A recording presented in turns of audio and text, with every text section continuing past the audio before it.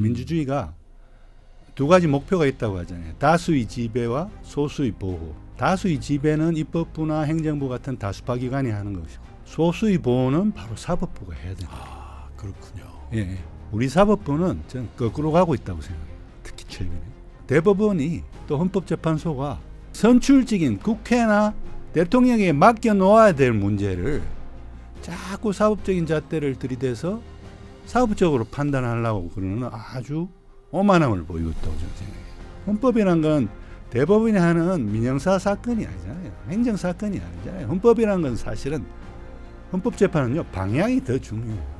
이 대한민국이라는 나라가 어느 방향으로 나아가느냐, 그거를 판단하는데 30년 동안 민사 형사 재판 많이 한 판사가 왜 필요합니까?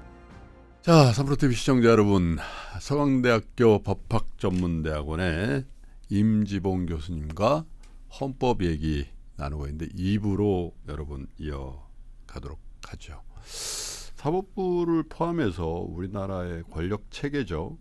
행정, 입법, 사법부, 이 국민이 위임한 이 권부라고 하는데, 권력을 가진 이 세 가지 집단을 잘 균등하게라기보다는 잘 국민들을 위해서 분립돼야 될 것 같은데, 어떤 방향으로 가야 된다고 보시는지요? 헌법학에서는 입법부와 행정부는 다수파 기관이라고 부릅니다.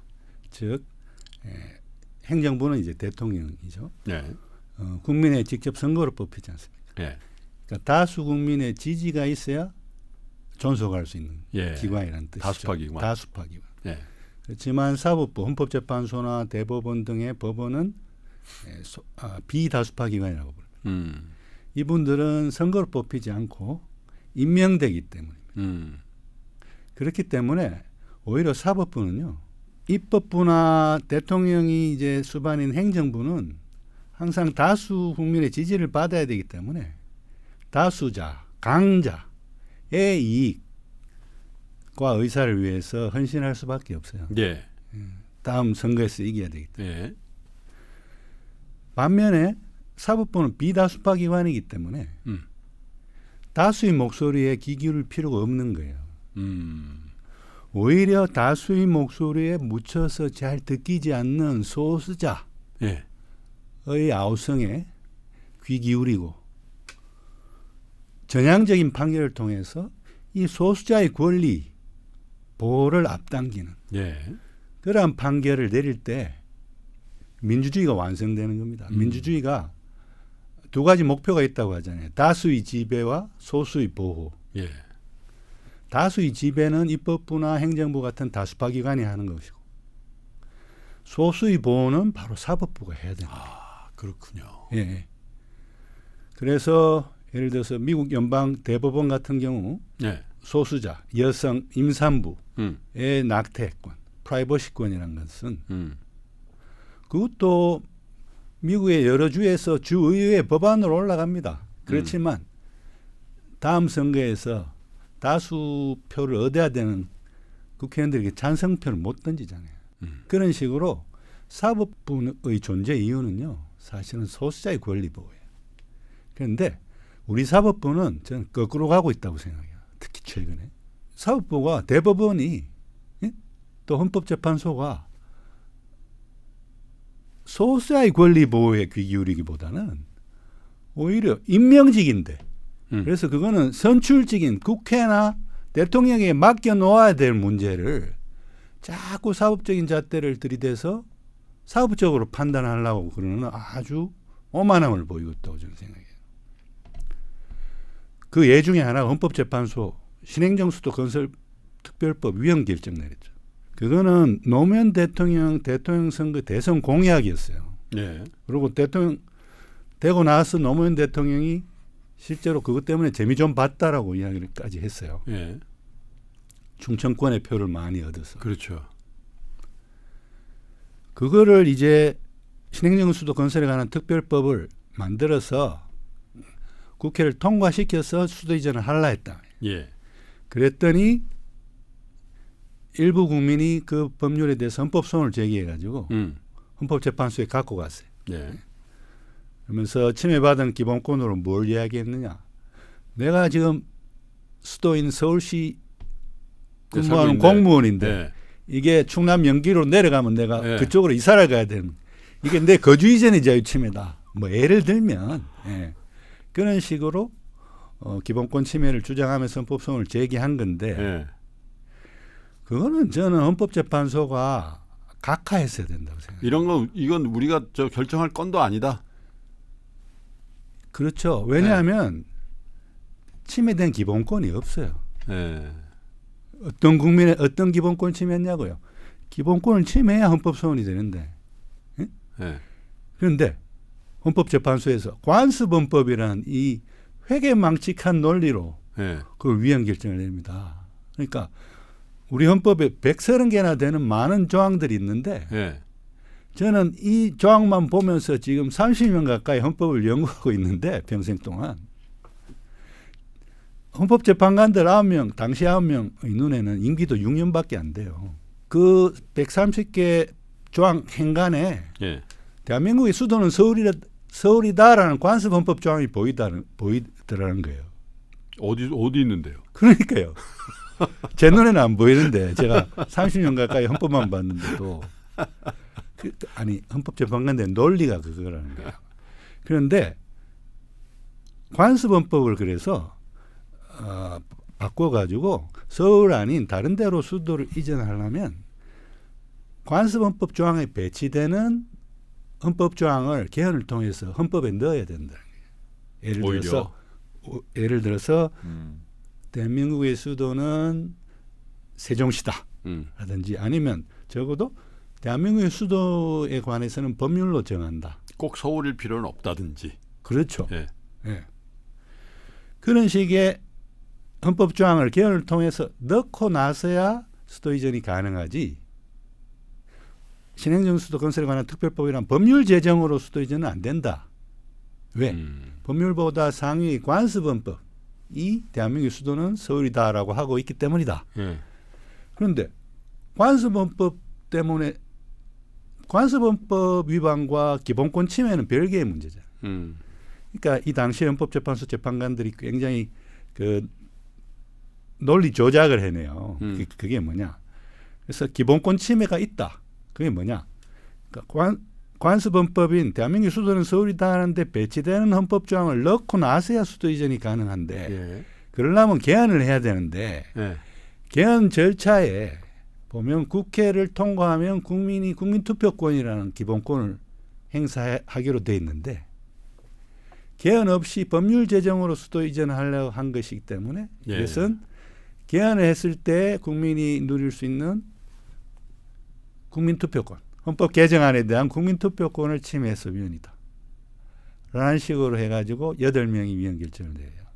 한 분은요 각하합니다.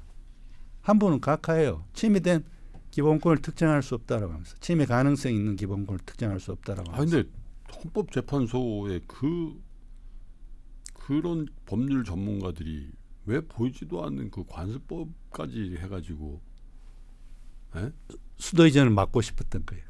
그리고 수도 이전에 반대하는 자기의 이러한 정치적 성향을 드러내고 싶었던 것이죠. 수도 이전은 헌법재판소도 저 세종 가야 돼서 그런가요? 맞습니다. 헌법재판소도 이전해야죠. 그리고요.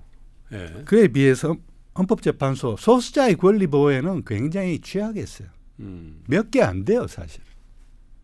양심적 병역 거부를 병역법 88조가 처벌하는 거, 그거에 대해서 여러 번 합헌 결정을 내립니다.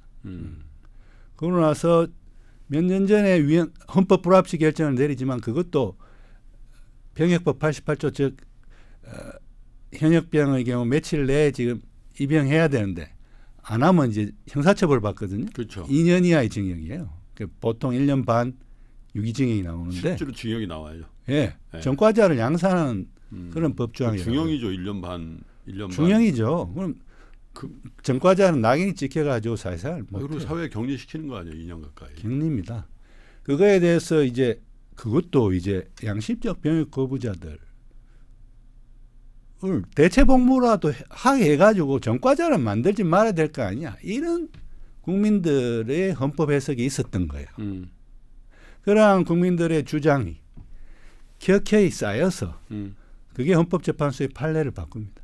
그래서 88조 그 조항, 병역법 그 조항을 위헌이라 한 건 아닌데, 이게 5조, 병역법 5조에 보면요, 병역의 종류에 관해서 쭉 나열하고 있어요. 현역, 뭐 이렇게 공익근무병 또 이런 식으로 그 중에 이제 대체복무를 넣는 거죠. 그걸 대체복무를 안 넣은 게 위헌이라고 한 거예요. 그걸 법률 용어로 입법 부작위가 위헌이라고 하는데, 그래서 대체복무를 이제 병역법 종류에 병역법 5조에 병역의 종류에 넣음으로써 이제 여와의 정의나 이런 분들이 대체복무를 함으로써 전과자가 안 되게 된 거예요. 근데 그것도 오랜 세월이 걸렸어요. 소수자의 권리인데. 또 낙태죄 규정에 관해서도 얼마 전에 헌법 불합치 및 입법 촉구 결정이 났는데, 그것도 앞에 한번 합헌이었어요. 그러다가 최근에 그게 이제 임산부 여성의 자기 결정권을 과잉금지의 원칙이 위배되게 과잉하게 침해한다. 왜냐하면 미국 같은 나라는 원래 그 로비웨이드 판결 이후로는 그 임신 주기 9개월을 3분기예요. 그래가지고 초기 석 달 동안에는 아직 태아가 인간의 형상을 갖추지 못했기 때문에 그때는 태아의 생명권보다 임산부의 자기결정권을 우선시킨 거예요. 낙태 자유롭게 할 수 있다. 금지함은 위헌이다. 그렇지만 후반부 3개월은요. 태아가 이미 인간의 형상을 그렇죠. 가지고 있기 때문에 네. 낙태를 거기도 금지해야 인권이 있다. 된다. 네. 금지해야. 그리고 중간에 3개월은 주의회가 마음대로 알아서 해라. 물론 그 로비웨이드 판결도 최근에 트럼프 대통령에서 임명된 보수적인 그 대법관들 때문에 그 이제 낙태권이란 권리는 없다. 이래 돼 가지고 주의회가 알아서 정하게 그렇게 바뀌었습니다만, 그 앞에 로비웨이드 판결이라는 것은 사실은 소수자인 여성의 권리를 신장시킨 거죠. 그게 어느 주의회가 다수 국민의 지지를 받아야 되는데, 보수적인 남성들의 표를 잃어가면서까지 그런 법안을 통과시키겠습니까? 그거는 사법부가 비다수파 기관이기 때문에, 임명직이기 때문에 가능한 이야기다. 그런데 우리 헌법재판소만 해도 수도 이전 사건 이런 거는 사실은 각하를 했어요. 이런 건 정치적인 문제이기 때문에 우리 사법부가 관여할 문제가 아니다. 이런 식으로. 그에 비해서 탄핵, 윤 대통령이나 박근혜 대통령 탄핵은 개입해야죠. 왜냐하면 탄핵은 탄핵 심판권이 헌법재판소에 있다고 헌법에 명문화되어 있기 때문에 그건 헌법재판소가 해줘야 되는 거예요. 탄핵은요, 정치적 문제라서가 아니라 탄핵에 대한 심판권이 헌법에 의해서 헌법재판소에 부여되어 있기 때문이에요.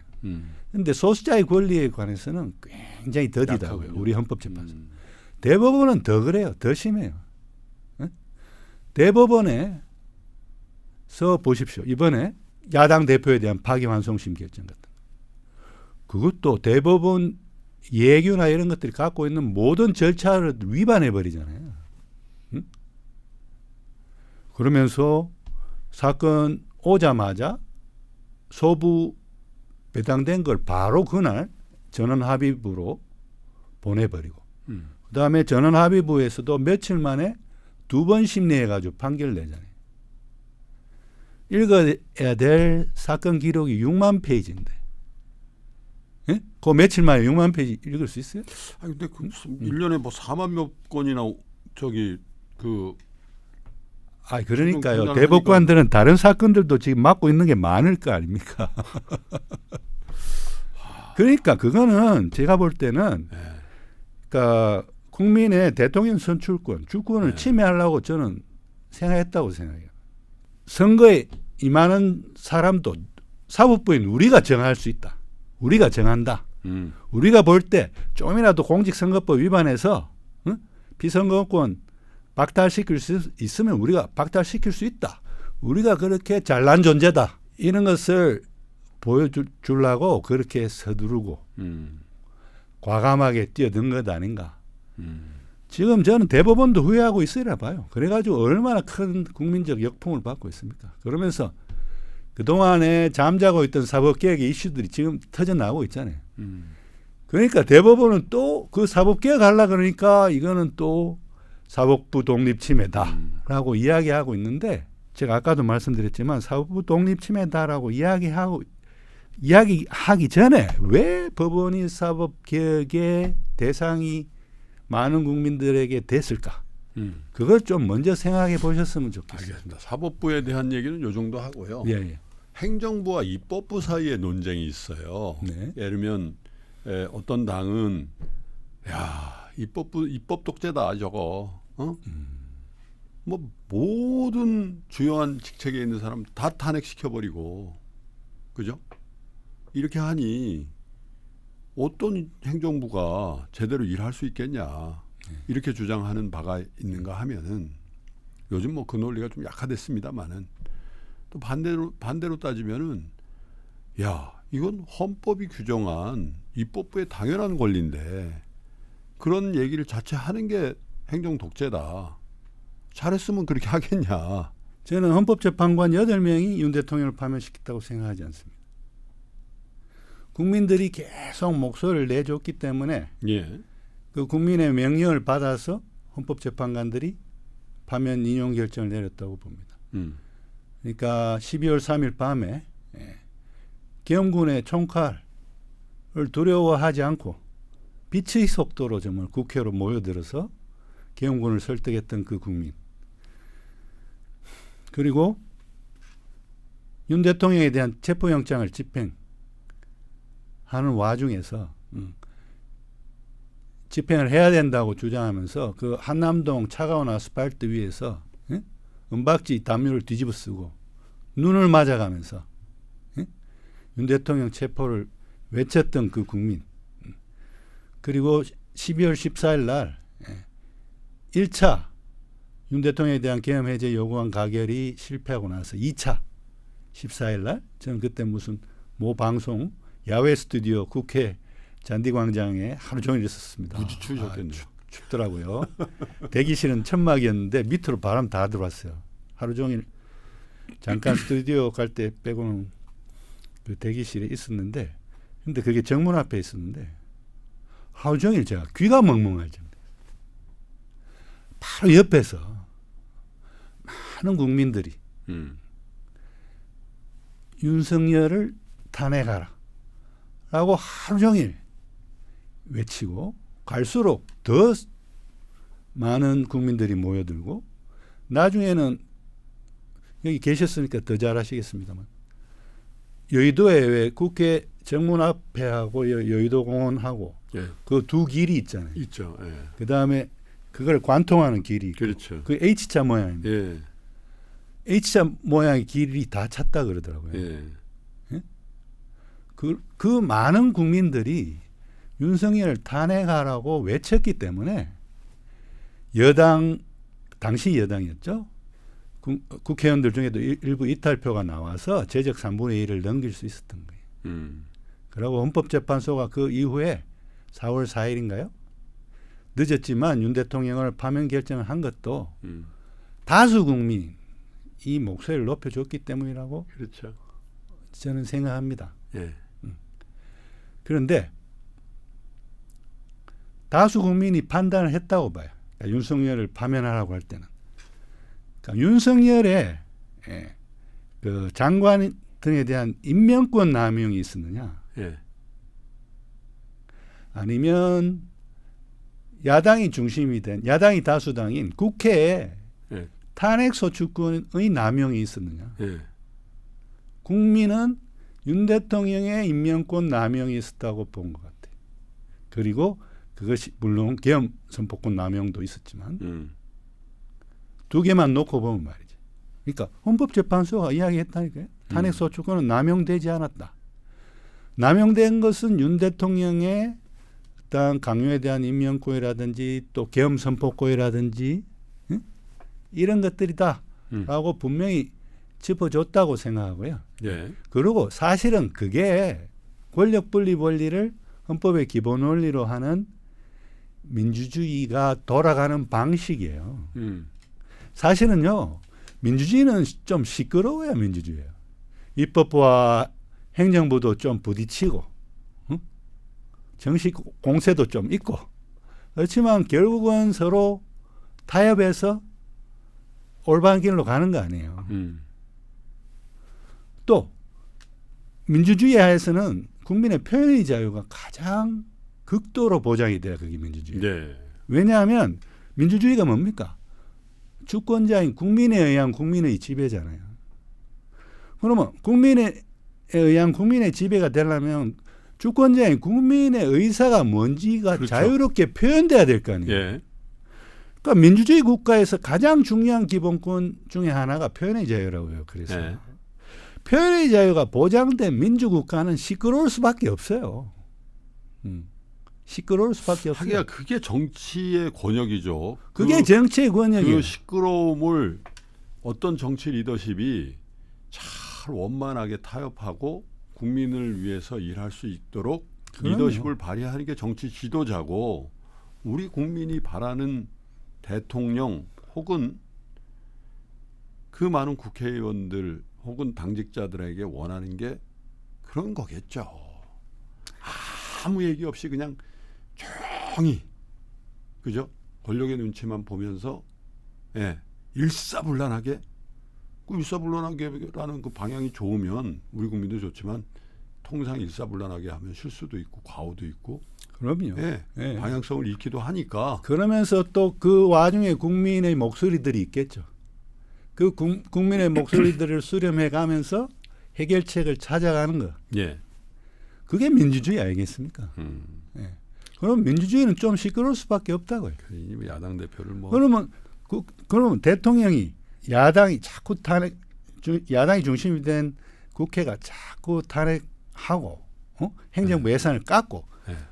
그러려면은 야당 의원들을 만나고 그러면서 대화와 타협을 통해 가지고 좀 풀어가려고 네. 풀어가라고 대통령으로 뽑아준 거예요. 그러니까요. 그럴 생각 없으면 대통령이 안 나왔어야죠. 지금 그럴 생각이 없었던 거잖아요. 오히려 그 국회 야당 세력들을 반국가 세력이라고 몰아가고, 그게 무슨 정치입니까?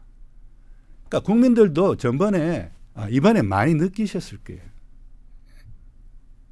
대화와 타협을 할 수 있는 정치인을 대통령으로 뽑아야 되는 거예요. 만나기 싫어도 먼저 만나자고 전화하고 찾아가고 머리 숙일 수 있는, 그래서 야당 의원들을 대화를 통해서 설득을 해낼 수 있는 그런 용기와 뚝심과 배짱을 가진 사람을 뽑았어야 되는데. 근데 그거는 뭐 꼭 어떤 특정한 대통령에게만 그 부과된 임무는 아닙니다. 새로 선출된 대통령도 당연히 그 측면에서는 당연합니다. 야당의 합리적인 주장에 대해서 귀를 막고 눈을 가려버리면, 네, 국민들은 또 실망할 거예요. 맞습니다. 그게 뭐 특정한 어떤 대통령의 과오만 지적하면 안 되겠죠. 그래서 헌법재판소 결정문에도 그런 내용이 나오지 않습니까? 대통령과 국회의 대립은 정치 영역에 속하는 문제다라는 표현이 나와요.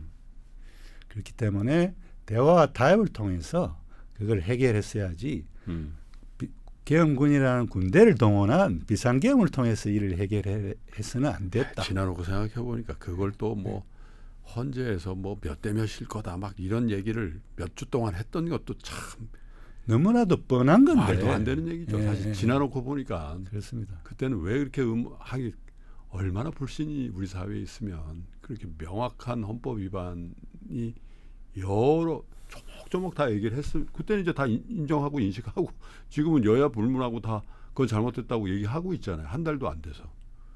야, 그때는 또 왜 그렇게 정말 흔들리고 그랬는지, 그죠? 국민들이 헌법재판소의 탄핵 심판 기준에 대해서 당신은 잘 몰랐던 거죠. 저 같은 경우는 사실은 12월 3일 밤에는 이제 전화로 인터뷰했고 4일부터는 이제 방송국에 나가서 인터뷰를 했는데 4일부터 제가 만장일치에 예. 인용 결정이 나올 거라고 제가 말씀을 드렸어요.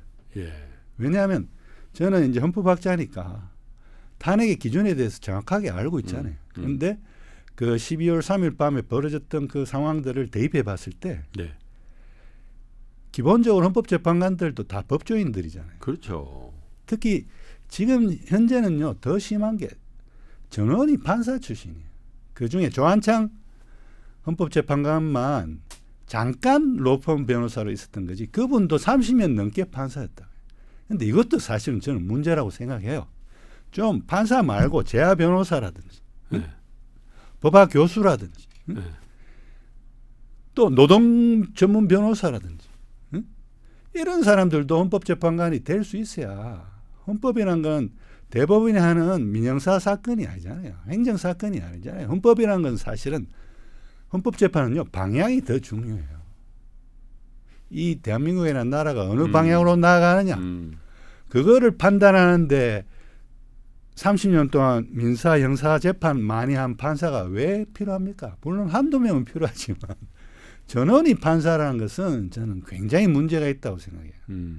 그리고요 특히 판사들은 헌법재판관으로 대거 뽑으면 안 되는 이유고요. 판사들은요 실정법을 판사 생활하면서 실정법을 근과 옥조로 여기면서 실정법을 구체적 사건에 해석해서 적용해 오는 일만 한 분들이에요. 그러니까 실정법에 대해서 무오류성이란 착각을 가지고 있을 수 있다고요. 실정법은 오류가 없다 말이에요. 네. 그런데 헌법재판관이 되는 순간부터 헌법재판관은 뭘 해야 돼요? 실정법이 위헌이라서 무효라는 판단을 해야 되잖아요. 어제까지 실정법은 전지전능하고 무오류인 것이다라고 생각하고 그 실정법을 구체적 사건에 적용하는 일을 해왔던 판사들이 그것도 전원이 오늘은 다시 이 실정법이 모법인 최고법인 헌법에 대해서 위헌이라는 판단을 잘할 수 있겠습니까? 그래서 저는 지금 상비까지 제가 헌법재판관들 다 개인별 판결 성향 분석했어요. 관여한 사건들 통계적으로도 보고 주요 사건 중심으로 내용도 보면서요. 예. 보면요, 딱 패턴이 있어요.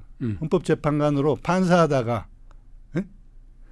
임명되신 분들, 뭐 대부분이 판사하다 임명되신 분들이니까 초기 1, 2년 동안에는 위헌 판결을 거의 못 내려요.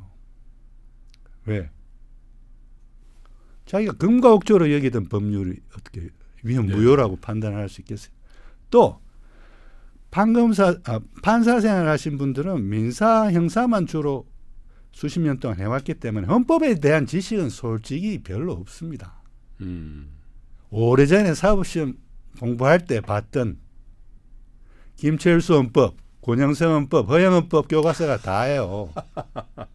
네? 그런 분들한테만 헌법재판을 맡겨놓으니까 이번에 국민들이 약간 불안했잖아요. 네. 이게 결정이 지체되니까. 그러면서 많은 호사가들은 또 TV에 나가가지고 뭐 네, 4대 5라는 둥, 4대 4라는 둥. 기각이나 네? 각하가 될 것이다. 뭐. 그러니까 국민들 불안할 수밖에 없죠. 그러니까요. 그러니까 국민들이 자기를 대표해 줄 수 있는 다양한 사람들을 헌법재판관으로 뽑았었어야 돼요. 민영사에만 매몰돼 있어가지고 원래 판사분들이 뭐 그게 나쁜 건 아니지만 절차 이런 거 따지거든요. 내용으로 너무 뻔하면 말이죠. 네. 내용적인 면에서 이제 윤석열 대통령 사건은요. 내용적인 면에서는요. 일단 내용으로 들어가면요. 기각할 수가 없어요. 대통령으로서 직무상의 행위가 헌법이나 법률을 중대하게 위반한 때 그 중대하게는 뭐냐? 예. 헌법 소위 관점에서 계속 대통령직을 유지하게 하는 것이 용납될 수 없거나 혹은 국민이 선거를 통해서 대통령을 뽑아줄 때 부여한 신임을 배반했다고 판단되면 그게 중대하게 헌법이나 법률이. 그런데 그 중대성 요건 둘 다 충족해요. 이번에 결정문도 그렇게 나왔어요. 네. 그다음에 헌법 위반은요. 77조만 해도 여러 조항 위반이에요. 차고 넘칩니다. 응? 그런데 그 기준을 적용했는데 어떻게 그 헌법 위반 딱 하나만 딱 위반했는데 그때 무슨 얘기가 나오면요. 파면할 만큼 중대하냐? 그렇지 않냐를 판정할 것이다. 그런 논리로 기각되지 혹은 각하될 것이다라고 얘기한 사람들이 꽤 있었어요. 중대성. 근데 차고 넘쳤다면서요. 이번에 결정문 읽어보십시오. 그러니까요. 모든 위헌 행위에 다 중대한 위헌 행위라고 나옵니다. 계엄군을 국회에 투입하고 네. 그 체포조를 만들고 국회의원을 본회의장에서 끌어내라 하고 그거 헌재가 다 인정해요. 인정하면서 그런 것들이 다 중대한 국회의 계엄 해제 요구권을 규정한 헌법 77조 5항을 중대하게 위반한 거라고 해요. 지금 생각해 보면 그때 그 헌법재판소 대법정인가요? 뭐라 하던데. 그리고 제가 국회와 대통령 간의 견제에 관해서 한 말씀 네. 좀 드리고 싶은 게 있는데요. 권력 분립 원리라는 걸 많은 분들이 권력을 이제 집중시키지 않고 입법부, 사법부, 행정부에 분리시키는 것만 권력 분립 원리라고 생각하시는데 아니에요. 권력 분립 원리는 거기서 그치는 것이 아니라 권력을 입법부, 사법부, 행정부에 분리시켜 놓고 세 권력 상호 간의 견제 장치를 헌법에서 둡니다. 그래서 견제 장치를 통해서 서로 견제하게 해가지고 세 권력이 어떤 한 권력이 확 커져가지고 다른 두 권력을 먹어버리는 것을. 그래서 다시 권력 집중으로 돌아가는 것을 막는 그 견제를 통한 균형을 이루고자 하는 것이 권력 분립 원리의 핵심이에요.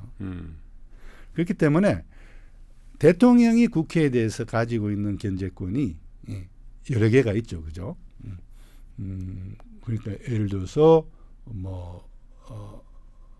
대통령이 국회에 대해서 예산안 편성권을 가지잖아요. 행정부가. 네. 사법부까지 포함해 모든 국가기관의 예산에 대해서는 행정부가 가져요. 편성권을. 더 정확하게 말씀드리면 기획재정부가 가져서 기획재정부가 그렇게 힘이 센 조직 아니겠습니까? 또 그 이외에도 여러 개 있지만 그러면 또 국회는 또 대통령에 대해서 견제권이 없냐? 바로 대통령이나 국무총리, 국무위원들에 대한 탄핵소추권을 가지죠. 네. 그죠? 네. 그러한 서로가 가지는 권한들, 서로가 견제권을 가지고 있는데 그 견제권이 행사된 거예요, 사실은. 이번에. 행사된 와중에서는 시끄러울 수밖에 없었죠. 네. 그런데 그걸 이제 헌법재판소가 탄핵심판권을 가지고 있기 때문에 정치적 문제이기는 하나 탄핵심판권은 헌재가 반드시 행사하라고 준 권한이기 때문에 행사를 한 거예요. 그래서 그게 해결이 된 거예요. 네. 그리고 이게 선례로서 쌓일 겁니다. 그러면 이게 견제장치가 남용되는 것이 어떤 것인지 남용되지 않는 것이 어느까지 행사해야 남용이 아닌 것인지가 이제 밝혀지게 되는 것이고요. 예. 그리고 꼭 드리고 싶은 말씀은 뭐냐면 과거에는요. 우린 권위주의 정권을 오래 거쳤잖아요. 그럼요. 사실은 문민정부 전에는 다 권위주의 정권이고 그 헌법 자체가 대통령은 특히 유신헌법 때 교과서를 보면요. 영도자형 대통령제란 표현이다. 세계 어떤 교과서에도 그런 표현은 없어요.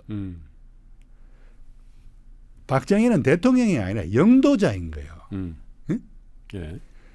그러한 권위주의적인 잔재가 아직까지도 많이 남아있다고 해요, 사실. 그런데 그 80년 50헌법으로 가면서도 조금 줄였어요, 대통령 권력은. 그 다음에 국회 권력은 좀 느리고 국정조사권을 신설해요. 국회의 국정조사권. 현행헌법 87년 헌법으로 가면서 대통령이 갖고 있던 막강한 국회 해산권을 삭제합니다. 대통령 권력 줄였죠. 네. 하지만 국회는 또 국정감사권을 유신헌법 때 삭제했다가 부활시켜요. 이런 식으로 굉장히 우리 헌법은요. 굉장히 권위주의적 대통령제였어요. 아주 오랫동안. 그런데 현행헌법 50헌법부터 조금씩 네. 대통령의 권한 축소하고 국회의 권한은 늘려가고 있는 중이에요. 그렇지만 아직까지도 저는 대통령의 권한이 너무 세다. 그래서 개헌을 한다면 오히려 그런 게 대통령 임기조항이나 이런 것보다 대통령의 권한을 줄이고 국회의 권한을 상대적으로 강화하는 그런 방향이 돼야 된다고. 그래야 권력 분립 간의 견제가 제대로 된다고 생각합니다. 누가 정권을 담당하던 간에 이 헌법에 대한 개헌 논의도 권력을 가진 분들을 위주로 한 그런 개헌론이 아니고 정말 국민들의 기본적인 권리가 헌법에 의해서 보장되고 또 모든 분립된 권력을 가진 이 행정, 입법, 사법부는 그 정신을 충실히 지킬 수 있도록 하나의 전환점이 됐으면 좋겠네요. 사실 오늘 임주봉 교수님과 또 한 대목 큰 덩어리가 하나 있는데 이게 또 검찰 개혁, 그죠? 이제 선거 때만 나오면 이 검찰을 어떻게 할 거냐. 또 지금은 또 특별히 훨씬 더 많은 공약들이 나오고 그래요. 뭐 검찰의 여러 가지 뭐 공소에 대한 독점권이라든지 이런 것들도 손을 본다. 또 공수처 이거 어떻게 할 거냐 이런 논의도 사실 지금은 사실 어떻게 보면 약간 선거 막바지로 면서 좀 묻힌 바가 좀 있는 것 같은데 그런 논의도 헌법학자의 시각에서 좀 다뤄야 되는데 2부에 원래 저희 1부만 하려고 그랬었거든요. 네. 근데 2부를 했음에도 불구하고 지금 시간이 다 돼가지고 네. 오늘은 이렇게 좀 아쉽지만 마감을 좀 하고요. 여러분들이 성원을 많이 해주신다면 아마 서강대 법학전문대학원의 임주봉 교수님이 이왕 이렇게 된 거 헌법을 여러분들에게 더 상세하게 그리고 국민의 기본권이라는 측면에서 여러 가지 사례 이런 것들을 가지고 한두 시간 더 할 수 있기를 사회자로서 바라면서 오늘 이렇게 정리를 하도록 하겠습니다. 지금도 아직 강의 기간 중에 있으시죠? 아직 방학이거나 그러시지 않으시죠? 네. 6월 둘째 주인가요? 그때 네. 방학입니다. 강의장에서 또 강의실에서 좋은 법조인을 만드는데도 잘 역할을 해주시길 바라고 또 스튜디오에서 또 인사드리도록 하겠습니다. 교수님 오늘 감사합니다. 감사합니다.